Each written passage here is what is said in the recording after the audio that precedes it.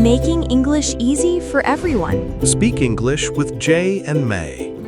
Hey, English learners! Welcome back to Speak English with Jay and May, your cozy little place to build your English confidence. I'm May. Hello, May, and hello, everyone. I'm Jay. How are you today, May? I'm doing amazing, Jay. Actually, I woke up this morning thinking about something really funny, and it's exactly what we're talking about today. Ooh, what happened? Tell me. Okay, so years ago, when I first started speaking English more seriously, I was at a coffee shop. I wanted to order a large latte. Simple, right? Yeah, that sounds easy enough. But when I said it, the barista looked at me like I just spoke a completely different language. She couldn't understand me at all, and I said it 3 times. 3 times? What went wrong? My mouth just wasn't trained yet. I knew the word in my head. I could read it, I could write it, but when it came out of my mouth, total disaster. Oh, wow. So knowing the word and actually saying the word are 2 totally different things. Exactly. And that is what today's episode is all about. How to train your mouth to actually speak English. Okay, I love this topic because honestly, I feel this all the time. Like my brain knows what I want to say, but my mouth just doesn't cooperate. Yes, your brain and your mouth are not communicating yet, and today we are going to fix that. Let's go. So, May, first question. Why does this even happen? Why can't our mouths just say what our brain knows? Great question. So here's the thing. Speaking is actually a physical skill. It's like a sport. You know how a basketball player has to practice shooting the ball over and over? Yeah, you can't just read about basketball and then suddenly play like a pro. Exactly. Same with speaking English. Your mouth muscles, your tongue, your lips, they are not used to making English sounds, especially sounds that don't exist in your first language. Oh, interesting. So my mouth is literally not trained for English sounds. Right. Think about it. In some languages, there is no TH sound, like the word think or this.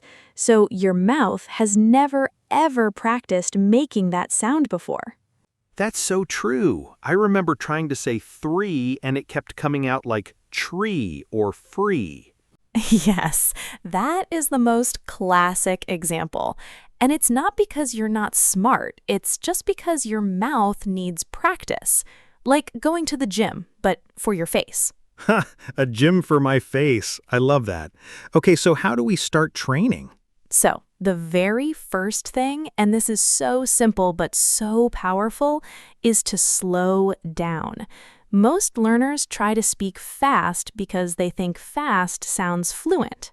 Yeah, I definitely do that. I rush because I'm nervous. But rushing actually makes your pronunciation worse. When you slow down, your mouth has time to make each sound correctly. Fluency is not about speed, it's about clarity. You mean like it's better to speak slow and clear than fast and messy? Perfectly said, Jay. Slow and clear always wins. Even native speakers slow down when they want to be understood. Okay, that actually makes me feel better. I always thought I needed to sound fast to sound good. Such a common misunderstanding. And here's the interesting part. When you practice slowly, over time, the speed comes naturally. You don't have to chase it. Oh, that's like the more you practice, the faster and smoother it becomes without even trying. Exactly like that. Okay, so tip number 2, and this one is a game changer. Are you ready? I'm ready. Okay, shadowing. Have you heard of this technique? I've heard the word, but I don't really know what it means in this context. So shadowing means you listen to a native speaker and you repeat exactly what they say at the same time, copying their rhythm, their speed, their tone, everything. You mean like an echo? Yes, like a shadow following someone. You are the shadow. You copy everything, not just the words, but how they say the words. Okay, so where do I find people to shadow? Like, do I need a real person? No. You can use YouTube videos, podcasts. Actually, you can shadow us right now. You can also use TV shows, movies, anything with clear English speech. Oh, that's so convenient. So I just play the video and repeat out loud while they're talking? Exactly. Out loud. That part is really important.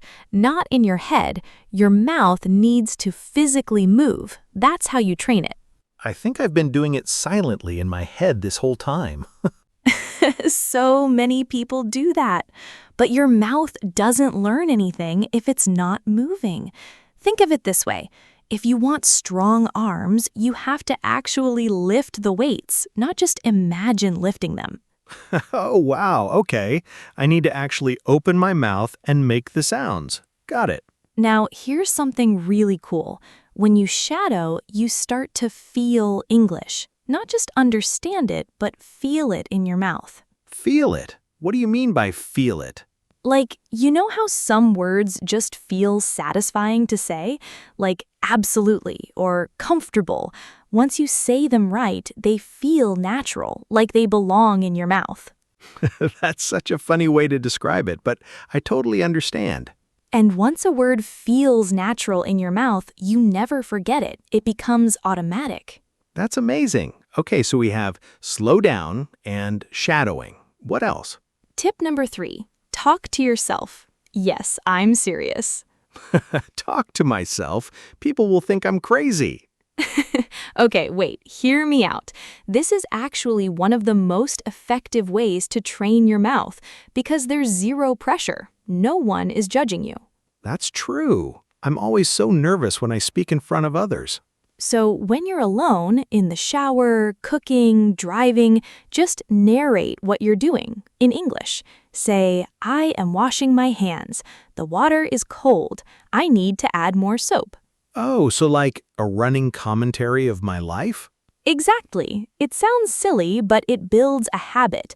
Your mouth starts to move in English automatically. You're creating muscle memory. Muscle memory. You mean like how a pianist's fingers just know where to go without thinking? Yes, perfect analogy, Jay. A pianist doesn't think, okay, now press this key. Their fingers just go. That's what we want with your mouth and English sounds. Okay, this is making so much sense now. So we're basically building automatic habits for our mouths. That's exactly it. And here's where things really change. Once it becomes a habit, you stop translating in your head first. You just speak. Wait, that's the dream. Because right now I think in my language first, translate it, and then say it. And by the time I say it, the moment is already gone. Oh, I remember that feeling so well. You have the perfect thing to say, 5 minutes too late. Yes, exactly. So how do we break that habit of translating first? The key is to start thinking in English, and you do that by surrounding yourself with English as much as possible. Change your phone to English, watch English shows, listen to English podcasts like this one. Okay, so it's not just about practicing speaking, it's about immersing your whole life in English. Right, because language is not just a school subject, it's a living thing. The more you live in it, the more natural it becomes. That's a beautiful way to put it. Language is a living thing. Now, I want to share one more tip that I personally love, and it's about recording yourself. Oh no, I hate hearing my own voice. Oh, everyone says that, but this is so powerful. When you record yourself speaking English and then listen back, you hear exactly what needs to improve. You mean like I might think I said something correctly, but when I hear it back, I realize, nope. Exactly. You won't believe what you discover. Maybe your V sounds like B. Maybe you're speaking too fast. Maybe you're dropping the endings of words. I definitely drop word endings. Like I'll say wan instead of want, or when instead of went. Yes, and you probably don't even notice it in the moment, but when you hear the recording, it's so clear. So the recording is like a mirror for your speaking. I love that. A mirror for your speaking. Yes. And just like you check a mirror before going out, check your speaking by recording regularly. Okay, I'm actually going to try this, even though it makes me cringe. Oh, the cringe is part of the process. Everyone goes through it. But after a few weeks, you'll hear yourself getting better, and that feeling is incredible. That must be so motivating to actually hear your own progress. It really is. Okay, Jay, let's do a quick recap before our vocabulary section. What are the tips we talked about? Okay. First, slow down. Second, shadowing. Third, talk to yourself. Fourth, think in English and immerse yourself. Fifth, record yourself. Perfect. 5 practical ways to train your mouth to speak English, and they all work together.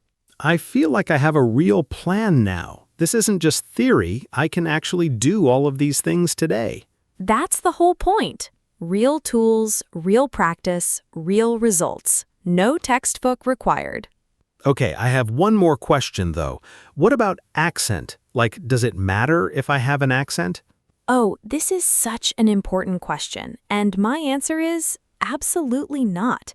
Your accent is part of who you are. Really? Because sometimes I feel embarrassed about my accent. I understand that feeling, but here's the truth.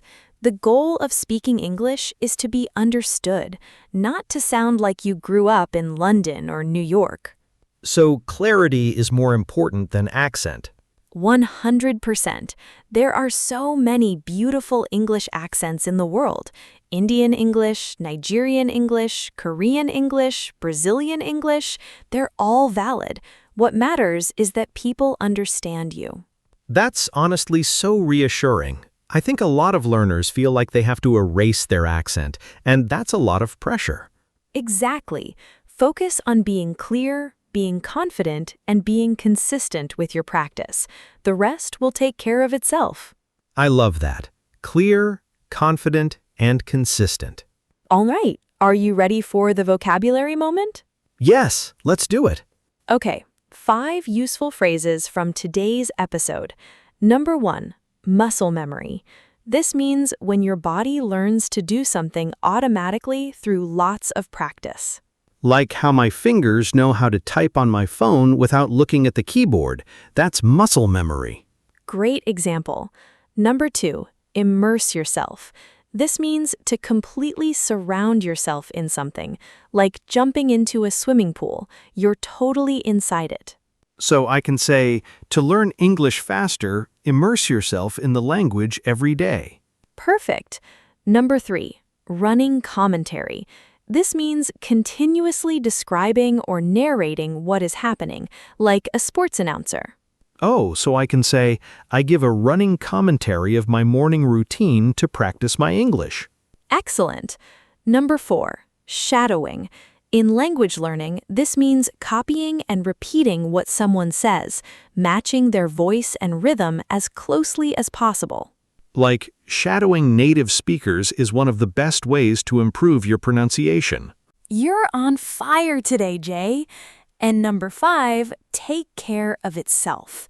This phrase means that if you do the right things, the result will happen naturally, without extra effort. Like if you practice speaking every day, your fluency will take care of itself. That's exactly right. Beautiful sentences, Jay. Thank you. I actually feel like I can use all of these in real conversations. That's the goal. Learn phrases in context, and they stick forever. You know what I'm going to do tonight? I'm going to record myself speaking for 2 minutes and listen back. I'm terrified, but I'll do it. That's the spirit. And I want you to notice one thing, just one thing you want to improve. Don't try to fix everything at once. One thing at a time. That's good advice. Don't get overwhelmed. Exactly. Language learning is a journey, not a race. I feel like that should be on a t-shirt. Language learning is a journey, not a race. I'll design it. Okay, before we close, let me give our listeners one final thought. Imagine this. There's a version of you, maybe 6 months from now, speaking English smoothly, confidently, without freezing or translating in your head.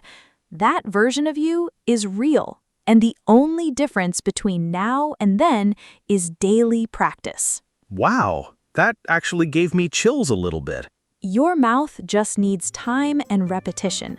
Be patient with yourself, be kind to yourself, and show up every day. Even if it's just 5 minutes a day, right? 5 minutes of real practice beats 0 minutes of perfect planning, every single time. Okay, I love today's episode so much. This was genuinely helpful. I'm so glad. And now, here's our question for you, our amazing listeners. Which of these 5 tips are you going to try first? Slowing down, shadowing, talking to yourself, thinking in English, or recording yourself? Tell us in the comments. We genuinely read them and we love hearing from you. Your story might even inspire another learner out there. And if this episode helped you even a little bit, please subscribe to our podcast so you never miss a daily episode. We're here every single day with new topics, new tips, and a lot of fun. Every day, people, not every week, every single day. So hit that subscribe button and come back tomorrow. Thank you so much for spending this time with us. You are doing amazing just by showing up and learning. Keep going. See you tomorrow, everyone. Bye for now. Bye-bye.